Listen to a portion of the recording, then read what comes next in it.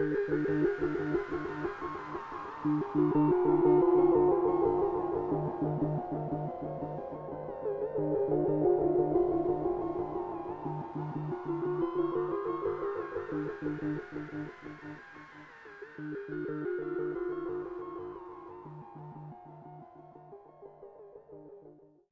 I'm back in the pulpit.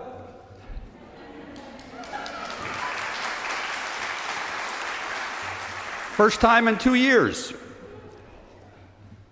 since I retired and turned it over to my stellar successor, Vanessa Southern.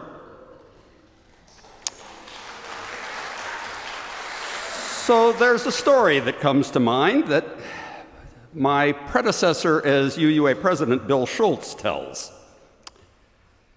Rather than live in Boston, Bill decided for several years to take the commuter train from his home in Newburyport, about an hour north of the city, because it would give him a chance to do some reading. And one day, as he tells it, he heard a man just yelling at the conductor. "What do you mean this train doesn't stop at Salem anymore? I have to be there at 9 a.m. If I have to go all the way into Boston and then back out, my career is cooked." "Calm down," the conductor said. "Just trust me. We don't stop in Salem, but we do slow down. So I'll open the doors as we go through the station, and if you promise me this, when you jump out, have to keep running the same direction the train is moving. There's less chance of falling that way, okay?" Well, the man did exactly as the conductor instructed. The train slowed way down, going through the station. He ran as fast as he could. He didn't fall, but he did pass the open door of the rail car just ahead, where a younger conductor grabbed him by the shoulders, hauled him back on the train, and said, "You damn fool, don't you know this train doesn't stop in Salem anymore?" So that's why I'm preaching today. Because Vanessa said that she needed me for annual meeting Sunday when she had to be speaking in New York City at the ordination of our dear intern, Shari Halliday-Quan, who is soon to be entrusted with leading a congregation twice the size of this one. And boy, I trust their judgment. They picked a good one.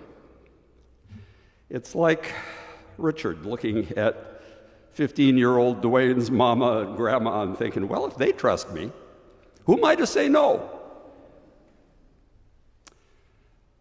I gave a version of this sermon about trust a few months ago at the start of the ministry of another young woman who had done some of her training with me.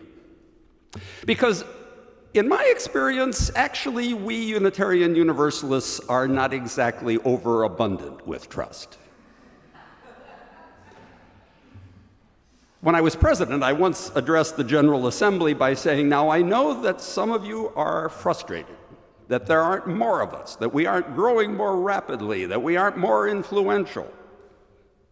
But I say, look at it this way. We are probably the world's oldest, largest, most widely dispersed therapy program for people with authority hang-ups that the world has ever seen. And like you, they laughed in self-recognition. But let's face it, the issue of trust is not just ours today. It is everywhere.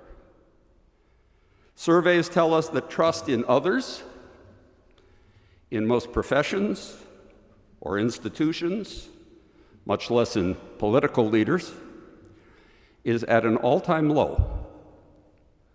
While trust as a form of social capital needed to tackle vital issues like climate change seems more necessary than ever. Now, when I was in college, I was blessed by having as one of my teachers the great psychologist Erik Erikson, who laid out stages of social emotional development in life having been taught by his mentor, Anna Freud, that the first challenge that a child faces is that of basic trust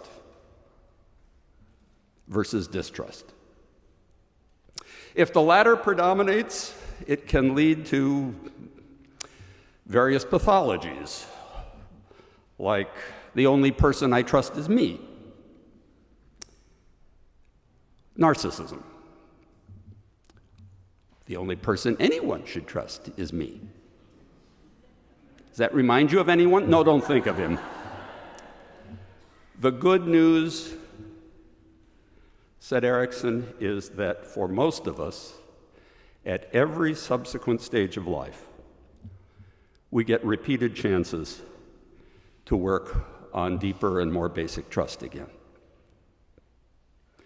As we learn competencies, as we form an identity, as we become capable of intimacy, as we think about leaving a legacy, all the way along, underneath it all, is the issue of trust.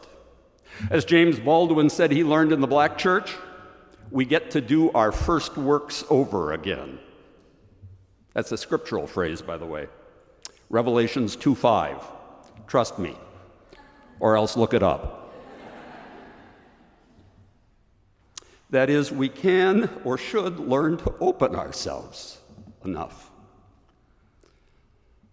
Like Dwayne, to try to trust again. All it takes is someone else to prove themselves trustworthy, at least in a proximate sense. Someone whom we can trust to help us get on to the next stage or the next day in life. Call them surrogate parents, mentors, ministers, or just friends, fellow congregants, lovers. Not in the physical sense when that would violate a trust, but in the sense that those who truly love are not in the business of just admiring one another, as the poet put it, but rather looking outward in the same direction. Or as our annual meeting will call them, trustees. Another mentor of mine tells another story. A congregant once said to him, "Ken, we Unitarian Universalists seem to have so many different personal ideas about religion. Tell me, what do you think is the belief that we share most in common?" And he replied, "Well, we do seem inclined to be skeptical." And the man shot back, "I don't believe that for a minute." So if I raise the question, what is worthy of our ultimate trust? And you tell me nothing, I will gladly agree with you. In the Buddhist sense, no thing. As Thich Nhat Hanh puts it, my teaching is a method to experience reality, and not reality itself. Just as a finger pointing at the moon is not the moon itself. A person who looks only at the finger and mistakes it for the moon will never see the moon itself. And yet, the reality that encompasses us, I believe, is in some sense sacred, holy, and reliable. It is worthy of a deep and abiding trust, even in the face of death. As the mystics in all the traditions know, it can only be approached by indirection, by via negativa, through metaphor. It cannot fully be named. It is, as Jim Adams puts it in our reading for today, the ultimate source of existence, that sustaining and transforming power not made with human hands. Or as the Grateful Dead sang, reach out your hand if your cup be empty. If your cup be full, may it be again.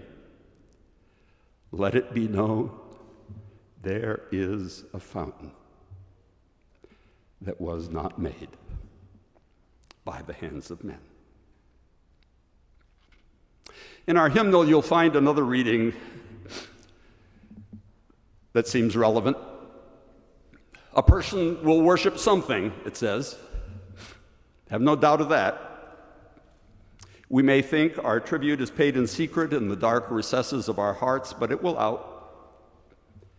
That which dominates our imaginations and our thoughts will determine our lives and our character. Therefore, it behooves us to be careful what we worship. For what we are worshiping, we are becoming. The hymnal says those are words by Emerson.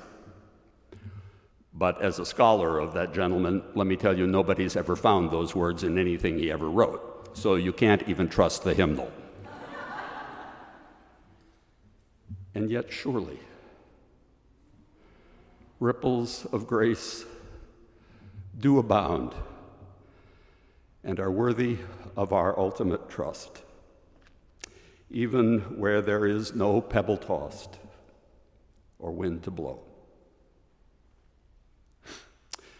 When I was a kid, like you, I sometimes saw behind the cashier's stand in the store signs that said things like, "In God we trust, all others pay cash." Well, today, of course, many don't even trust cash, or banks, or government-backed currencies. The worshipers of Mammon now doubt the almighty dollar enough to place their trust only in things like cryptocurrencies, Bitcoin, Ethereum, or the one I put on the cover of the order of worship today, called Ripple. How do you like that for a coincidence? The scriptures don't say trust everything. Put no faith in the powerful, says the psalmist, in mortals in whom there is no salvation. Yet they tell stories of the Spirit, blowing where it will, troubling the waters, and then challenging us to be trusting enough to step into them, pursuing liberation or healing. After my time as UUA president and before coming out here to the West Coast, I spent 10 years serving perhaps the most troubled congregation I ever undertook to lead. Troubled because 17 years before I became their minister, their pastor of an entire decade had gone home on one Sunday afternoon and took his own life. I often wanted to ask him what had been so bad about that sermon that he forgot to rest in a deeper and more ultimate trust. That his task was rebuilding trust, not betraying it. Here, by the way, I found the process of rebuilding trust easier than I ever expected. The people more open. There, it took a while, a whole decade. Although at times I had to say, perhaps too adamantly, no, you're trying to act out of anxiety and fear again. Please, trust the process, the creative process, of which we are just a part. Trust the direction that it's beckoning us in. Now, for me, that process, capital C, capital P, is creative, because I borrow the term from the UU humanist and naturalistic philosopher of religion, Henry Nelson Wyman. Like many of us, a down-to-earth skeptic, he grew up in the Midwest, but when he used that phrase, he was trying to point to two related things. Not to God per se, in the traditional sense, but rather to the intersection between the self-transcendence of nature, that self-renewing fountain not made by the hands of men, that we see in the blooming fields, and in the renewal of the earth. I grew up on a lake that had been considered dead when I was a child. Once we quit abusing it, it came back to life. And then there is our capacity as human beings to transcend ourselves, to transcend our self-concern and anxiety and selfishness, and join in the creative process of building what Dr. King called beloved community, which is our work here together, that which the prophets called the kingdom or commonwealth of God, which, when we are good and trusting and loving to one another, is already present right here among us. Now, in the tradition, as we mentioned, today's Pentecost, the birthday of the church. Perhaps you recall the story, how after his death, the disciples of Jesus who had run away in fear came back in Jerusalem, and the Holy Spirit that blows wherever it wishes to somehow descended on them in the form of tongues of flame that allowed them to understand and speak in tongues that they didn't even know. Trusting in that experience, says the story, they then went forth as apostles to make disciples of all nations. Or as the Jewish poet Muriel Rukeyser puts it, the universe is made up of stories and not of atoms. So here's one last one. I think today of my late friend Roger. When he started attending the church I was leading in Knoxville, Tennessee, I felt pretty flattered because I was still in my 20s and Roger, twice my age, had just been the Democratic candidate for Congress opposing the war in Vietnam. He was a sometime Presbyterian minister and professor of political science. So it took me a while to see that his cup was empty, having been slandered and badly defeated in his political risk-taking. He had lost all trust in himself, in others, in democracy, and even in that unnameable ultimacy. He was quietly becoming an angry alcoholic, unemployed, unemployable, and I had to work with his sons to take him to the public drunk tank, where he cursed us. And I left a note saying, "Roger, you once knew how to pray, or at least pay attention. Your cursing is just a prayer turned upside down. Pay attention to that and start to ask for what you need." He did.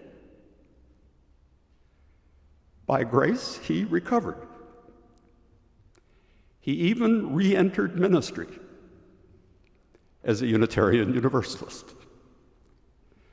And I got to speak at his installation and later at his memorial service, testifying that he had made a worthwhile and enduring contribution to the souls of many, including my own. This, I believe, is the enduring meaning of our lives: to contribute to the world not merely materially, but creatively and spiritually,